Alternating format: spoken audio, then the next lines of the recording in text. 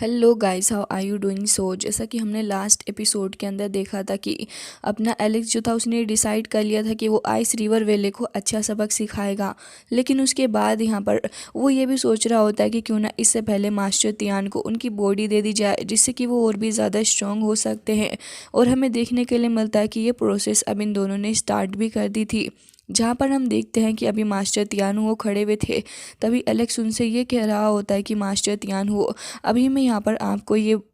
पिल देने के वाला हूँ और आप इस पिल का इस्तेमाल करके जल्द से जल्द इसकी बॉडी के अंदर एंटर कर जाइएगा, जिसके बाद आपको इस बॉडी के अंदर जाके अपना कंट्रोल हासिल करना होगा। और अगर आप इस प्रोसेस को ढंग से ना कर पाएँ तो आपको याद रखना होगा कि इससे आपकी सोल भी अफेक्टेड होगी और ये एक वन चांस ही आपके लिए है। जिसके बाद हमें देखने के लिए मिलता है कि अब कुछ रेड पावर जो थी वो यहाँ पर तियान शेन की बॉडी के अंदर आ चुकी होती है, जिससे कि अब उसकी बॉडी धीरे धीरे करके कुछ हरकत में आ गई थी। जिसके साथ ही हमें देखने के लिए मिलता है शाओयान कह रहा होता है कि अब आप इसकी बॉडी के अंदर जाकर एंटर करिए और जल्दी से एंटर कर लीजिएगा। जिसके बाद ही हमें देखने के लिए मिलता है कि मास्टर तियान हो तुरंत ही उसकी बॉडी के पास में चले गए थे और वो बस उसकी बॉडी के अंदर एंटर करना ही चाह रहे होते हैं। लेकिन तभी हमें देखने के लिए मिलता है कि वो दूसरी साइड पर पहुंच गए थे, जबकि वो उसकी बॉडी के अंदर एंटर नहीं कर पाए थे। अब यहाँ पर वो शाओयान से इसके बारे में बात करते हैं, तभी शाओयान कह रहा होता है कि 1 मिनट रुकिए, और हमें देखने के लिए मिलता है कि वो यहाँ पर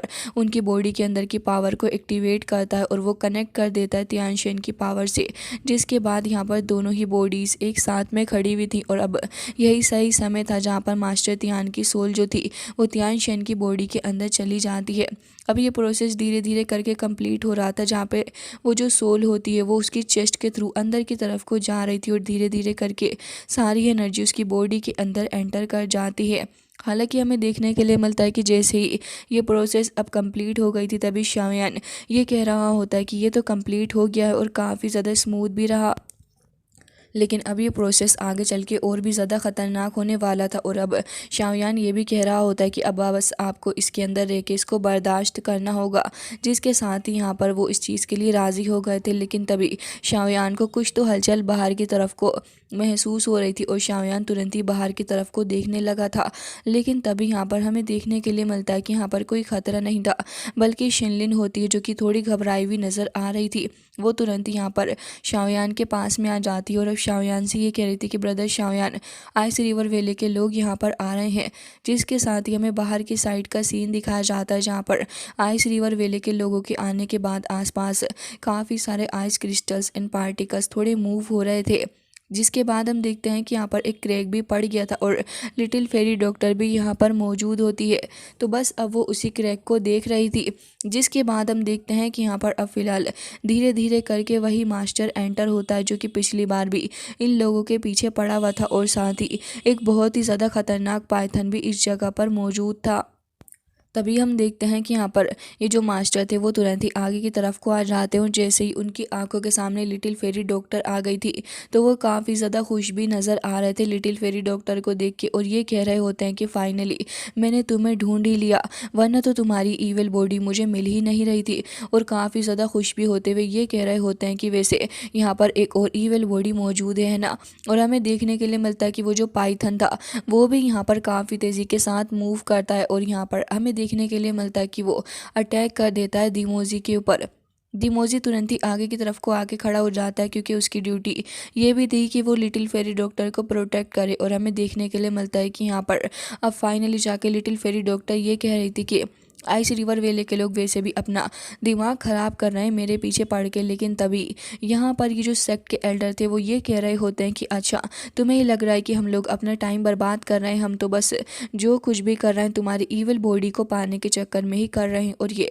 इतना ज़्यादा बड़ा एक्शन भी नहीं था तुम्हारी बॉडी को हासिल करने के लिए। साथ ही वो ये भी कह रहे होते हैं बाकी के एल्डर्स थे कि तुम लोग दूसरी तरफ जाके वैली के एंट्रेंस को पूरे तरीके से गार्ड करो और यहाँ पर कोई भी अलाउ नहीं होना चाहिए जो कि यहाँ से निकल कर चला जाए। तो यहाँ पर बाकी के जो एल्डर थे वो तुरंत ही इस बड़े एल्डर का ऑर्डर लेके वहाँ से तुरंत ही निकल जाते हैं। और यहाँ पर अब हमें देखने के लिए मिलता है कि जो एल्डर था वो ये कहने लग जाता है कि वैसे मेरा बेटा लास्ट टाइम भी हुआ था एक ईविल बॉडी के साथ में, लेकिन अब ऐसा लग रहा है कि अब मैं तुमसे मिल गया हूँ तो अब एक बार फिर से मेरे लिए चांस है। जिसके साथ ही लिटिल फेरी डॉक्टर को भी देखते हैं जो कि काफ़ी गुस्से से देख रही होती है और कह रही थी कि मुझे पता है कि तुम आखिर क्या करने की कोशिश कर रहे हो, लेकिन फिर भी मैं तुमसे यही कहूँगी, अगर तुम्हें लगता है कि तुम ये सब कुछ कर सकते हो तो फिर ठीक है, तुम अटैक कर सकते हो। जिसके बाद ही हमें देखने के लिए मिलता है कि यहाँ पर वो जो लिटिल फेरी डॉक्टर थी वो तुरंत ही पीछे को हट जाती है, क्योंकि वो ये नोटिस कर लेती है कि जो आइस रिवर वेले के लोग हैं वो उसके ऊपर अटैक करने जा रहे हैं। लेकिन दी मोजी पीछे नहीं हटता, ऊपर से इस एल्डर की स्पीड भी काफ़ी ज़्यादा फास्ट थी, जिसके चलते हमें देखने के लिए मिलता है कि वो यहाँ पर अब अटैक कर देता है दी मोजी के ऊपर। दी मोजी को फ्रीज कर देता है और इसी के साथ यहाँ पर दी मोजी को काफ़ी ज़्यादा पीछे फेंक के मारता है। अब यहाँ पर लिटिल फेरी डॉक्टर तो हट गई थी, लेकिन उसने अपनी पावर दिखाने के लिए यहाँ पर तुरंत ही इस एल्डर के ऊपर अटैक करने के लिए अपने ड्रैगन्स को भेज दिया था। और यहाँ पर ये ड्रैगन काफ़ी तेज़ी के साथ में आगे आ रहे थे। वैसे तो ये बहुत ही ज़्यादा पावरफुल पॉइजनस ड्रैगन है, लेकिन हमें देखने के लिए मिलता है कि यहाँ पर ये जो स्नेक अटैच था इस बंदे की स्टिक के साथ में वो इतना ज़्यादा पावरफुल होता है कि यहाँ पर लिटिल फेरी डॉक्टर के दोनों ही पॉइजनस ड्रैगन को वो आइस के अंदर फ्रीज कर देता है। इवन वो यहाँ तक नहीं रुकता, बल्कि उन्हें फ्रीज करने के बाद उन्हें तुरंत ही ख़त्म भी कर डालता है। तभी यहाँ पर लिटिल फेरी डॉक्टर आगे आती है और अब वो अटैक करने जा रही थी, लेकिन हम देखते हैं कि यहाँ पर लिटिल फेरी डॉक्टर के अटैक करने के बावजूद भी एल्डर के ऊपर कोई असर ही नहीं हो रहा था, बल्कि हम देखते हैं कि यहाँ पर लिटिल फेरी डॉक्टर जो थी वो तुरंत ही पीछे को हट जाती है, क्योंकि उसे पता था कि ये अटैक बहुत ही ज़्यादा ख़तरनाक है और उसको हर्ट कर सकता है। जिसके बाद वो तुरंत ही पीछे को हो जाती है, बट अल्टीमेटली ये जो एल्डर था वो उसके ऊपर अटैक करने में कामयाब हो गया था। और हम देखते हैं कि यहाँ पर लिटिल फेरी डॉक्टर चाह कर भी खुद को नहीं बचा पाती। अभी फ़िलहाल यहाँ पर एक शील्ड बनाकर खुद को प्रोटेक्ट करने की भी कोशिश कर रही थी, बट यहाँ पर हमें देखने के लिए मिलता है कि इसके बावजूद भी एल्डर का स्पिरिचुअल हैंड आके इसके ऊपर काफ़ी ज़ोर से अटैक कर देता है। जिसके बाद हम ये देखते हैं कि यहाँ पर लिटिल फेरी डॉक्टर के मुंह से ब्लड आने लगा था और एक बार फिर से उसका ब्लड जो था वो आइस में फ्रीज हो जाता है। अब वो एल्डर की तरफ को देख के यही कह रही होती है कि ये अटैक काफ़ी ज़्यादा स्ट्रॉन्ग है, लेकिन तभी यहाँ पर ये जो एल्डर था वो ये कह रहा होता है कि देखो तुम भले ही नंबर्स में कितने ही ज़्यादा क्यों ना हो, लेकिन फिर भी तुम एक पीक दाओजोंग के बंदे के साथ में फ़ाइट नहीं कर सकती। और ये कहते साथ ही तुरंत ही अपनी एनर्जी को एक बार फिर से रिलीज़ कर रहा था और ये भी कह रहा होता है कि वो जो यंग मैन है वो यहाँ पर एक सोल बॉडी के साथ में आया था, है ना। वो यहाँ पर अब एल्डर के बारे में जानने की कोशिश कर रहा होता और ये भी कह रहा था कि वैसे तो आज मैं यहाँ से किसी को भी जाने नहीं दूंगा। जिसके बाद हमें देखने के लिए मिलता है कि शिनलेन जो थी वो अभी यहीं पे खड़ी होती है और वो बस इस प्रोसेस के कंप्लीट होने का इंतज़ार कर रही थी। और बस यहाँ पर शाओयान भी अपनी पूरी पावर लगा के बस किसी भी तरीके से एल्डर तियान हो को वापस से रिवाइव करने की कोशिश कर रहा था इस बॉडी के अंदर। हालांकि थोड़ा थोड़ा करके वो मूव भी करने लग पड़े थे, लेकिन हमें देखने के लिए मिलता है कि यहाँ पर फिर भी ये लोग इतने ज़्यादा पावरफुल होते हैं कि बाहर लिटिल फेरी डॉक्टर को अच्छा खासा सबक सिखा रहे थे। हमें देखने के लिए मिलता है कि यहाँ पर दिमोजी भी पूरी कोशिश कर रहा होता और वो लगातार ब्लेड्स वगैरह भी फेंक रहा था एल्डर को रोकने के लिए। और यहाँ पर हमें देखने के लिए मिलता है कि एल्डर जब आगे जा रहे होते हैं तो वो खुद भी आगे की तरफ को आ जाता है, एल्डर के ऊपर काफ़ी स्ट्रॉन्ग अटैक करता है। बट ऐसा लग रहा था कि एल्डर के लिए कोई बड़ी बात नहीं है दिमोजी जैसे बंदे के साथ में डील करना, वो तो बस अपने हाथ से थोड़ा सा ही इशारा भर करते हैं और इसमें ही यहाँ पर काम खराब हो गया था दिमोजी का। वो पीछे जाके गिर जाता है और सामने से लिटिल फेरी डॉक्टर उसके दोनों ही पॉइजनस स्नेक एक बार फिर से आगे बढ़ रहे होते हैं, लेकिन फिर भी वो उन्हें ये कह देते हैं कि तुम तो बस चींटी भर हो। और ये कहते साथ ही तुरंत ही अपनी एक काफ़ी ज़्यादा स्ट्रॉन्ग फॉर्मेशन को समन करते हैं और इस फॉर्मेशन के थ्रू वो यहाँ पर दिमोजी, लिटिल फेरी डॉक्टर के दोनों ही पॉइजनस स्नेक और लिटिल फेरी डॉक्टर इन सभी को फ्रीज कर देते हैं और उसके बाद काफ़ी ज़्यादा एनर्जी भी रिलीज़ होती है। तभी हमें देखने के लिए मिलता है कि यहाँ पर लिटिल फेरी डॉक्टर जो थी वो थोड़ी पीछे को चली जाती है और एक पॉइंट पर जाकर वो रुक भी रही थी, लेकिन उसे देखने के लिए मिलता है कि उसके फेर ही फ्रीज कर दिए गए हैं। और अब एल्डर को देखते हैं जो कि काफ़ी सारी आइस की पावर का इस्तेमाल करते हुए लिटिल फेरी डॉक्टर के ऊपर अटैक करते हैं और ये अटैक बहुत ही ज़्यादा स्ट्रॉन्ग थे। दिमोजी बीच में आता भी रोकने के लिए, लेकिन अब वो यहाँ पर अब क्रिस्टल के थ्रू अटैक करते हैं और दिमोजी का भी काफ़ी बुरा हाल कर दिया था। और इवन वो उसे इतना ज़्यादा स्ट्रॉन्ग अटैक से हिट करते हैं कि यहाँ पर इमोजी के साथ पूरी की पूरी वॉल ही फ्रीज हो गई थी। और अब बारी थी लिटिल फेरी डॉक्टर की। वो लिटिल फेरी डॉक्टर के ऊपर भी अटैक करते हैं, बट हमें देखने के लिए मिलता है कि लिटिल फेरी डॉक्टर वो शील्ड बनाकर खुद को रोकने की कोशिश कर रही थी। हालांकि इसके बाद हमें देखने के लिए मिलता है कि अटैक जाके उसको हिट हो ही जाता और वो काफ़ी दूर तक ऐसे ही ज़मीन पर घिसती हुई पीछे को हो गई थी। बट इस सब के बावजूद भी यहाँ पर ज़मीन के अंदर से काफ़ी सारी आइस निकल के आ रही थी। आइस इतनी ज़्यादा होती है कि खुद लिटिल फेरी डॉक्टर को भी फ्रीज कर देती है और वो अब इस आइस के अंदर कैद होकर ही रह जाती है। जिसके बाद ये एल्डर काफ़ी ज़्यादा खुश हो रहा था और इसके दिल को काफ़ी सुकून भी मिल रहा होता है कि इसने कितना ज़्यादा महान काम किया है। अब वो बस यही सोच रहा था कि अब बस इसकी पॉइजनस बॉडी को किसी भी तरीके से हासिल करना है। जिसके बाद अब वो लिटिल फेरी डॉक्टर की मजाक भी बनाने लग जाता है कि वो अपनी इस पॉइजनस बॉडी को कंट्रोल नहीं कर पा रही। हालांकि इसके बाद अब हमें देखने के लिए मिलता है कि लिटिल फेरी डॉक्टर जो थी वो यहाँ पर अब बातें याद कर रही होती है शाओयान की, जो कि ये कह रहा था कि तुम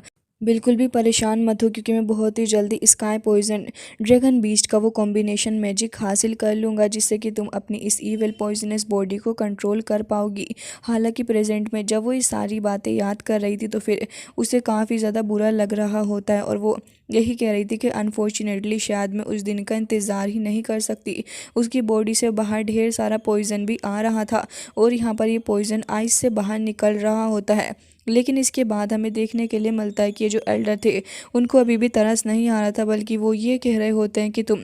इस ईविल पॉइजनस बॉडी से शांत बाहर आना चाहती हो, लेकिन अब इसका कोई भी फ़ायदा नहीं है। हालांकि हमें देखने के लिए मिलता है कि वो यहाँ पर और भी ज़्यादा आइस पावर का इस्तेमाल करते हुए लिटिल फेरी डॉक्टर के ऊपर प्रेशर बनाने की कोशिश कर रहे होते हैं। और बेचारी लिटिल फेरी डॉक्टर अब यहाँ पर चाह कर भी कुछ नहीं कर पा रही थी, क्योंकि वो मजबूर होती है। जिसके बाद हम ये देखते हैं कि यहाँ पर वो ये भी कह रहे थे कि अगर तुम्हें तुम्हारे इस सारी चीज़ों का इलाज चाहिए तो फिर तुम्हें मेरे साथ अब आइस रिवर वैली तो चलना ही होगा। लेकिन हम देखते हैं कि यहाँ पर एक काफ़ी बड़ा सा धमाका हो गया था और इस धमाके को देखने के बाद तो ये सारे के सारे लोग हैरान थे और बाकी सारे जो एल्डर्स थे वो तुरंत ही आके पीछे खड़े हो जाते हैं इस बड़े एल्डर के। जिसके बाद हमें देखने के लिए मिलता है कि कोई तो नंगे पैरों चल के आ रहा था और गाइस ये कोई और नहीं अपना मास्टर तियान हुओ ही होता है, जिसकी अपीयरेंस पहले तो तियानशन वाली थी लेकिन अब वो बदल के यहाँ पर चेंज हो जाती है और अब वो यहाँ पर एक काफ़ी अलग पर्सनैलिटी के साथ आ गया था। वैसे तो ये जो नई पर्सनैलिटी है वो भी उनके ऊपर सूट कर रही है, क्योंकि पुरानी पर्सनैलिटी तो इससे तो यहाँ पर तियानशन की ही याद आती। अच्छा ही हुआ कि उनकी पर्सनैलिटी यहाँ पर चेंज हो गई, जिसके बाद वो बस अपनी थोड़ी सी पावर का इस्तेमाल करते हैं और हमें देखने के लिए मिलता है कि चुटकियों के अंदर उन्होंने यहाँ पर लिटिल फेरी डॉक्टर को आज़ाद कर दिया था। ये अपने आप में एक बहुत ही ज़्यादा बड़ी बात थी और उनकी सिर्फ इसी पावर को देखने के बाद ये सारे के सारे बहुत ही ज़्यादा घबरा जाते हैं। और हमें देखने के लिए मिलता है कि यहाँ पर ये इतने ज़्यादा डर गए थे कि समझ जाते हैं कि जो पर्सन उनके सामने खड़ा है वो बहुत ही ज़्यादा पावरफुल है। और हमें देखने के लिए मिलता है कि मास्टर तियान हुओ जो थे वो भी काफ़ी चिल होके खड़े हुए थे। शाओयान भी अब यहाँ पर लिटिल फेरी डॉक्टर को संभाल रहा था धीरे धीरे करके। वो कोशिश कर रहा था कि अपने पैरों पर खड़ी हो पाए और हमें देखने के लिए मिलता है कि लिटिल फेरी डॉक्टर की हालत काफ़ी ज़्यादा ख़राब थी। तभी शाओयान यहाँ पर ये कह रहा होता है कि अब ऐसा लग रहा है कि हमारे एल्डर जो हैं वो बिल्कुल भी इन्हें हल्के में नहीं लेंगे। और हमें देखने के लिए मिलता है कि उनकी बात सुनने के बाद वो अब यहाँ पर ये कहने लग जाते हैं कि अब तुम्हें यहाँ से वापस जाने की ज़रूरत ही नहीं है, क्योंकि ये जो जगह है तुम्हारी हड्डियों को बरी करने के लिए सबसे ज़्यादा अच्छी रहेगी। वापस जाके तुम लोग क्या ही करोगे, वहाँ पर जाके तुम्हारा क्या ही काम। जिसके बाद तो यहाँ पर ये काफ़ी ज़्यादा डर जाते हैं और वो एल्डर जो कि अब तक अपनी काफ़ी बड़ी बड़ी बातें फेंक के मार रहा था, अब वो ये कहने लग जाता है कि प्लीज़ हमें माफ़ कर दीजिए, ऐसा लग रहा है कि कोई ना कोई गलती हो गई है, कोई मिसअंडरस्टैंडिंग हुई है। और एल्डर से बस किसी भी तरीके से बच के भागना चाह रहा होता है। लेकिन हमें देखने के लिए मिलता है कि यहाँ पर वो ये भी कहता है कि आप हमारे आइस रिवर वेले के मास्टर को तो ज़रूर से ही जानते होंगे। लेकिन तभी यहाँ पर अपने तियान वो कह रहे थे कि नहीं, मैं ऐसे किसी भी मास्टर को नहीं जानता हूँ। और ये कहते साथ ही अब काफ़ी ज़्यादा पावर का इस्तेमाल करने लगे थे और यहाँ पे इनकी पावर को देखने के बाद तो ये बंदा बहुत बहुत ज़्यादा डर जाता है और अब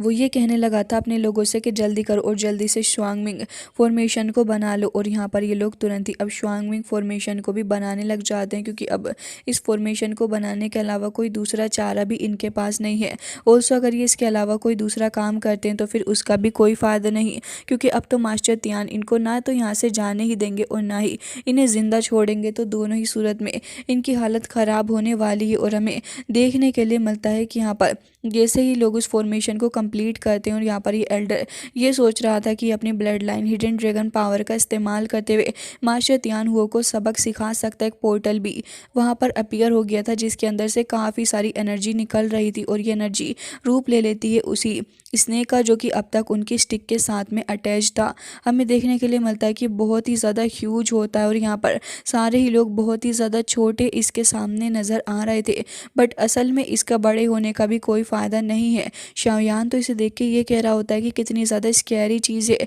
और हमें देखने के लिए मिलता है कि एल्डर इतना कॉन्फिडेंट होता है कि एटलीस्ट ये जो पाइथन है ये आगे जाके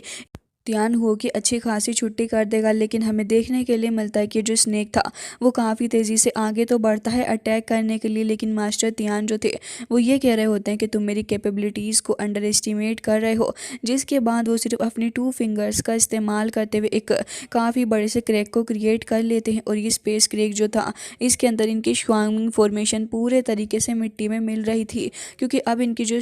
श्वानमिंग फॉर्मेशन थी ये धीरे धीरे करके इसके अंदर जाके समाने लग जाती है। इवन ये पाइथन भी काफ़ी ज़्यादा घबरा चुका था और वहाँ से हटके आगे की तरफ को जाने की कोशिश कर रहा था। बट हमें देखने के लिए मिलता है कि यहाँ पर जैसे ही मास्टर तियान अपनी पावर का इस्तेमाल करते हुए अपनी ऑरा को रिलीज़ करते हैं, वो बस अपने एक हाथ का इस्तेमाल करते हुए अपनी फिस्ट को बांधते हैं और तुरंत ही एक काफ़ी ज़्यादा स्ट्रॉन्ग अटैक करने में कामयाब हो गए थे। और हमें देखने के लिए मिलता है कि यहाँ पर एक बहुत ही ज़्यादा स्ट्रॉन्ग अटैक होता है, जिससे कि एक बहुत ही ज़्यादा बड़ा ब्लास्ट भी यहाँ पर हो गया था। जिसके बाद हमें देखने के लिए मिलता है कि जो ब्लास्ट था ये बहुत ही ज़्यादा पावरफुल था। और अब हम देखते हैं कि इस ब्लास्ट की वजह से आसपास काफ़ी सारे डिस्ट्रक्शन भी होना स्टार्ट हो जाता है। हालांकि इसके बाद हमें देखने के लिए मिलता है कि इस ब्लास्ट की वजह से दूर दूर तक काफ़ी सारी एनर्जी भी फैलती है। और इस पॉइंट पे गाइस मेरे दिमाग में एक सवाल आ रहा है कि यहाँ पर अपने तियान हो जो इतने ज़्यादा पावरफुल हैं, कितनी आसानी से इतने ज़्यादा बड़े मॉन्स्टर को सिर्फ कुछ ही पावर का इस्तेमाल करते हुए ख़त्म कर सकते हैं। तो ये सीन देखने में कितना अच्छा लग रहा है। और अगर इसकी जगह पे शाओयान होता तो फिर वो कितना ज़्यादा अच्छा लगेगा। गाइस आपका इसके बारे में क्या कहना है वो प्लीज़ कमेंट करके बताइएगा। तो हमें देखने के लिए मिलता है कि यहाँ पर ये आइस रिवर वेले के जो लोग थे अब वो बहुत ही ज़्यादा घबरा जाते हैं और उन्हें समझ में आ गया था कि अब इस जगह पर रुकने का कोई भी फ़ायदा नहीं है, यहाँ से निकल के भागने में ही सबसे ज़्यादा बड़ी भलाई इनकी होगी। तो हम देखते हैं कि वो लोग तुरंत ही एक पोर्टल को क्रिएट कर लेते हैं और उसी एरे के थ्रू वहाँ से निकल के भागने की कोशिश कर रहे थे। लेकिन तभी हम देखते हैं कि जैसे ही वो लोग वहाँ से भाग के जा रहे होते हैं तो शाओयान को काफ़ी गुस्सा आने लगा था और वो मास्टर तियान से ये कहने लग जाता है कि यहाँ पर काफ़ी ही ज़्यादा बुरा हो जाएगा अगर ये यहाँ से चले गए, इनको किसी भी हालत में आप जाने नहीं देना। और हम देखते हैं कि मास्टर तियान उसकी बातों को काफ़ी ज़्यादा ध्यान से सुनते हैं, जिसके बाद वो तुरंत ही सिर्फ एक ही फिंगर के थ्रू अटैक करते हैं और यहाँ पर काफ़ी सारी पावर रिलीज़ होती है। वैसे तो एरे बहुत ही ज़्यादा स्ट्रॉन्ग थी और वो लोग बहुत ही तेज़ी के साथ इस जगह से निकलने की कोशिश भी कर रहे थे, लेकिन यहाँ पर उनकी हालत जब ख़राब होती है, जब उन्हें देखने के लिए मिलता है कि एरे पूरी की पूरी एरे ही बर्बाद कर दी है मास्टर तियान ने। और अब इसे देखने के बाद तो यहाँ पर इस एल्डर की एक ही आंख बची थी, उसे भी काफ़ी खोल खोल के देख रहा होता है कि अब आगे क्या हो रहा है। इवन उसे ये भी समझ में आ जाता है कि ये जो एल्डर है इसका कंट्रोल है यहाँ पर पावर ऑफ स्पेस के ऊपर भी, जिससे कि अब वो समझ गया था कि अब बहुत ही ज़्यादा बड़ी पर्सनैलिटी से उन्होंने पंगा ले लिया है। क्योंकि अब तक तो वो उसे ये समझ रहा था कि सिर्फ दाउजुन लेवल का ही होगा, लेकिन अब जब इस तरीके से ये एरे बर्बाद हो रही है तो वो समझ जाता है कि ये बंदा कोई दाउजुन नहीं है, बल्कि उससे भी ज़्यादा बहुत ही ज़्यादा खतरनाक लेवल का ही बंदा है जो कि इनके सामने खड़ा है। जिसके बाद उसकी हालत काफ़ी ज़्यादा ख़राब होने लग जाती है और हमें देखने के लिए मिलता है कि वो एल्डर से ये भी कह रहे थे कि प्लीज़ हमें बचा लीजिए, लेकिन उस एल्डर को तो फ़िलहाल सिर्फ और सिर्फ अपनी ही पड़ी थी, जिसके चलते वहाँ पर वो वहीं उस एरे के अंदर ही तबाह बर्बाद हो जाते हैं। जिसके बाद वो एल्डर बच के भाग गया था। शाओयान तो ये चीज़ देख के बहुत ही हैरान होता है और ये कह रहा था कि वैसे मानना पड़ेगा कि कितना ज़्यादा क्रूअल था, अपनी जान बचाने के चक्कर में अपने साथियों की जान को ख़तरे में डाल के चला गया। जिसके बाद मास्टर तियान भी यही कह रहे होते हैं कि हाँ तुमने सही कहा। जिसके साथ मास्टर ये सोच रहे थे कि वो वहाँ से उनके हाथों से बच के निकल गया, लेकिन तभी शाओयान उनसे इसके बारे में परेशान ना होने के लिए कहता है। और यहाँ पर मास्टर तियान भी अब उसकी बात को समझ गए थे और वो ये कह रहे होते हैं कि ठीक है। हालांकि तभी हमें देखने के लिए मिलता है कि वो ये कहने लगा था, तो क्या आप स्पेस एंड टाइम को भी कंट्रोल कर सकते हैं। जिसके बाद अब वो ये भी कह रहे होते हैं कि यहाँ पर फ़िलहाल मुझे ऐसा लग रहा है कि यहाँ पर काफ़ी ज़्यादा बड़ी प्रॉब्लम आने वाली है, क्योंकि इससे पहले कि आइस रिवर वेले के लोग हमें ढूंढे, हमें उनसे पहले यहाँ से निकलना होगा, क्योंकि अब लिटिल फेरी डॉक्टर की बॉडी को भी हील करना है। जिसके बाद शाओयान ये कह रहा था कि अब हमें एक ऐसी जगह को ढूंढना होगा जहाँ पर सन ब्रेक करता है और यहाँ पर अपनी लिटिल फेरी डॉक्टर की पॉइजनस बॉडी भी कंट्रोल हो सकती है। जिसके साथ ही यहाँ पर अब हमें देखने के लिए मिलता है कि अब मास्टर तियान भी ये कह रहे थे कि हमें इसके बारे में सोचना होगा। लेकिन तभी शिनलिन यहाँ पर घबराते हुए बोल पड़ती है कि मैं ऐसी एक जगह को जानती हूँ। वो थोड़ा हेजिटेट कर रही होती है बताते में, तभी शाओयान उससे पूछता है कि बताइए आखिर कहाँ पर है वो जगह। जिसके बाद वो कहती है कि ये चैंग, वो मेरी ये फैमिली जो है उसका फॉरबिडन लैंड, वहाँ पर ये जगह है। साथ ही वो ये भी कह रही थी कि ब्रदर, जब लास्ट टाइम आपने कहा था तो मैं इसलिए नहीं बता पाई क्योंकि मुझे आपके स्ट्रेंथ के बारे में अंदाज़ा नहीं था कि आप कितने ज़्यादा पावरफुल हो, लेकिन अब मुझे अंदाज़ा हो गया है कि आप अच्छे खासे स्ट्रॉन्ग हैं। जिसके बाद हम ये देखते हैं कि यहाँ पर वो काफ़ी ज़्यादा डरते हुए ये कह रही थी कि फ़िलहाल तो लास्ट टाइम मैंने अपनी ये फैमिली को भी ऑफेंड कर दिया था, लेकिन अब मुझे ऐसा लग रहा है कि अगर आप इतने स्ट्रॉन्ग हो गए तो फिर ये फैमिली के अंदर चलें और मेरी ये फैमिली को भी मना लेंगे। जिसके साथ ये लोग डिसाइड करते हैं कि हाँ, अब ये लोग ये फैमिली के अंदर जाएंगे। हालांकि इसके बाद अब हमें देखने के लिए मिलता है कि दूसरी तरफ फ़िलहाल काफ़ी ज़्यादा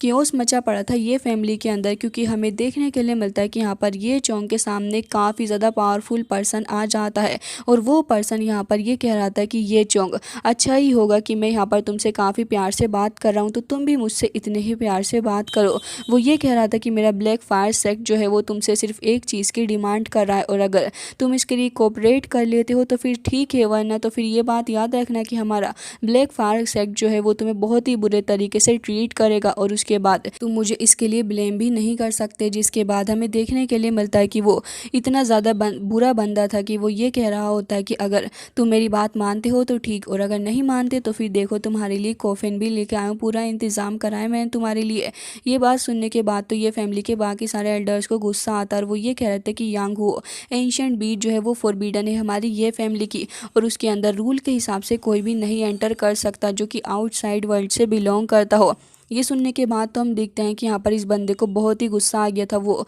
सिर्फ थोड़ा सा ही अपनी एनर्जी को रिलीज़ करता और उसके थोड़ी एनर्जी रिलीज़ करने भर से यहाँ पर एक एल्डर दूसरी तरफ दीवार में जाकर फिट हो गया था। अब बाकी सारे एल्डर्स भी आगे आ रहे होते हैं फाइट करने के लिए, लेकिन तभी ये फैमिली के ग्रैंड एल्डर कह रहे होते हैं कि वो 6 स्टार पीक दाओजोंग पे है, उससे फाइट करके कोई फ़ायदा नहीं है और हमारी ये फैमिली कभी भी इसकी ओपोनेंट बन ही नहीं पाएगी क्योंकि हम लोग इतने ज़्यादा स्ट्रॉन्ग नहीं हैं। जिसके साथ ही अब हमें ये देखने के लिए मिलता है कि यहाँ पर ये बंदा ये कह रहा होता है कि ये चोंग मेरी बात मान लो, नहीं तो फिर तुम्हारी ये फैमिली में बूढ़े लोग तो मर ही रहे हैं, लेकिन फिर मैं यंग लोगों को भी नहीं छोड़ूंगा, सब कुछ तुम्हारे ऊपर है। ग्रैंड एल्डर के पास में कोई दूसरा ऑप्शन भी नहीं होता और वो चुपचाप इसकी बातें सुन रहे थे और ये जो अपोजिशन साइड वाला बंदा था वो भी हंस रहा होता और उसके सारे टीममेट्स भी हंस रहे थे। लेकिन तभी हमें देखने के लिए मिलता है कि यहाँ पर ये फैमिली कितनी ज़्यादा इंसल्ट हो रही थी। एल्डर को काफ़ी बुरा भी लग रहा होता है, लेकिन वो क्या ही कर सकते थे। ये बंदा लगातार बेइज्जती करे जा रहा होता और यही कह रहा था कि अच्छा होगा कि मेरी बात मान लो। लेकिन इतनी ही देर में पीछे से किसी की आवाज़ आती है और वो ये कह रहा था कि ये कॉफिन तो तुम्हारे खुद के ही काम में आ जाएगा, तुमने तो वाकई में अपना भविष्य देख लिया है। ये सुनने के बाद तो यहाँ पर इस बंदे को काफ़ी गुस्सा आता है और वो ये कह रहा था कि किसकी हिम्मत हो गई मेरे सामने इतना ज़्यादा फालतू बोलने की, और अगर किसी को इतना ज़्यादा फालतू बोलने का शौक ही है तो फिर मेरे सामने आ जाए, मैं उसे अच्छा सबक सिखाऊंगा। ये कहते साथ ही उस बंदे के आदमी आगे आ रहे थे अटैक करने के लिए, लेकिन तभी मास्टर तियान आगे आ जाते हैं और शाओयान उनसे ये कह रहा होता है कि मास्टर तियान प्लीज़ हमारी हेल्प करिए। ये सुनते भरी मास्टर तियान तुरंत ही अपनी पावर का इस्तेमाल करते हैं और हमें देखने के लिए मिलता है कि वो सिर्फ थोड़ी एनर्जी से आसपास के एल्डर्स को अच्छा सबक सिखाते। इवन हमें देखने के लिए मिलता है कि सभी लोग इधर आधर गिर पड़े थे और वो जो एल्डर था वो तो अपने ही लाए हुए कॉफिन के पास गिर जाता है। ये फैमिली के एल्डर्स भी घबरा रहे थे और अब वो ये सोच रहे होते हैं कि कहीं इन लोगों का नेक्स्ट टारगेट मैं तो नहीं हूँ। जिसके बाद ये सभी बहुत ही ज़्यादा घबराते हुए नजर आ रहे थे, लेकिन शिनलिन भी इन लोगों के साथ में थी और हमें देखने के लिए मिलता है कि मास्टर टियान जैसे इस बंदे की तरफ को देखते हैं तो फिर ये बंदा बहुत ही ज़्यादा घबरा जाता है और कह रहा था कि प्लीज़ मेरी लाइफ को बख्श दीजिए, मुझसे बहुत ही बड़ी गलती हो गई है और मैं आगे से कभी भी ऐसा नहीं करूँगा। जिसके साथ ही अब हमें देखने के लिए मिलता है कि मास्टर तियान ये कहने लग जाते हैं कि अगर ऐसी बात है तो फिर तुम्हारे ज़िंदा रहने का या फिर तुम्हारे मरने का फ़ैसला मैं तो बिल्कुल भी नहीं कर सकता, क्योंकि ये फ़ैसला तो मेरे ब्रदर के हाथ में है। जिसके बाद वो ये भी कहते हैं कि अगर तुम्हें माफ़ी मांगनी है तो फिर मेरे ब्रदर से मांगो, ना कि मुझसे, और अगर उसने तुम्हें माफ़ कर दिया तो हो सकता है कि मैं तुम्हें यहाँ से ज़िंदा जाने दूँ। ये सुनने के बाद वो बंदा तुरंत ही हाथ पैर जोड़ने लग जाता है शाओयान के सामने। तो शाओयान कह रहा था, जो सामान तुम लेकर आए हो बेटा, इस सामान को इज्जत के साथ उठा के ले जाओ और अपने उसी ब्लैक पार्क सेक्ट के अंदर जाके इसके अंदर ही आराम से सो जाना। ये सुनने के बाद वो बंदा तुरंत ही उस कोफिन को उठा लेता है। अच्छी बात ये थी कि शाओयान ने उसे बख्श दिया था, तो वो इज्जत के साथ कोफिन उठा के वहाँ से चला जाता है। ये फैमिली के जो एल्डर थे वो समझ जाते हैं कि शाओयान उन्हें नुकसान पहुँचाने के लिए नहीं आया है। वो तुरंत ही ये कह रहे होते हैं कि लिटिल फ्रेंड शाओयान, प्लीज़ हमें माफ़ कर दीजिएगा, हमें आपके बैकग्राउंड के बारे में नहीं पता था और ना ही हम ये जानते थे कि आप इतने ज़्यादा पावरफुल हैं। तो पहले हमने जो कुछ भी आपके साथ किया या फिर किसी भी तरीके से आपकी इंसल्ट की हो तो उसके लिए हमें माफ़ कर दीजिएगा। शिनलिन भी अपने ग्रैंडपा के पास आ जाती है और फिर ये कह रही थी कि ये मेरा दोस्त है और मुझे पता था कि हमारी हेल्प ज़रूर से ही करेगा। जिसके बाद ये लोग एक बार फिर शाओयान से माफ़ी मांग रहे थे अपने उस सारी रूड बिहेवियर के लिए। तो शाओयान कह रहा था कि एल्डर, ऐसी कोई भी बात नहीं है, मैं आपके पास में आया हूँ ताकि आप मेरी एक हेल्प कर सकें। मैं चाहता हूँ कि आप मुझे एंशिएंट बीच के पास में लेके चलें जो कि फॉरबिडन एरिया के अंदर है। इस चीज़ के लिए एल्डर तुरंत ही हाँ कर देते हैं, लेकिन तभी सेकंड एल्डर उन्हें रोक रहे थे और कह रहे थे कि वो तो हमारा फॉरबिडन प्लेस है। लेकिन तभी यहाँ पर एल्डर ये कह रहे होते हैं कि बिल्कुल भी नहीं, हमारे ऊपर इन्होंने इतनी ज़्यादा काइंडनेस शो की है और हमारी क्लैन का भी इनके साथ में मिलकर भलाई होने वाला है, तो भला कैसे मैं इनसे मना कर सकता हूँ। और हमें देखने के लिए मिलता है कि वो इस चीज़ के लिए एग्री कर गए थे, क्योंकि उन्हें अच्छे से पता था कि शाओयान के साथ में रह के उनका फ़ायदा ही फ़ायदा है। हालांकि इसके बाद दूसरी तरफ आइस रिवर वैली के उसी बंदे को देखते हैं जिसके मुंह से ब्लड आ रहा था और बहुत ही ख़राब उसकी हालत हो चुकी थी। लेकिन तभी वो ये कह रहा होता है कि मैं तुम लोगों को छोड़ूंगा नहीं, तुम्हारे टुकड़े टुकड़े कर डालूंगा और बदला लेने के लिए ज़रूर से ही आऊँगा। जिसके बाद वो वहाँ से फ्लाई करते हुए चला गया था। हालांकि इसी के साथ ये एपिसोड हो जाता है एंड आई होप कि आपको पसंद आए।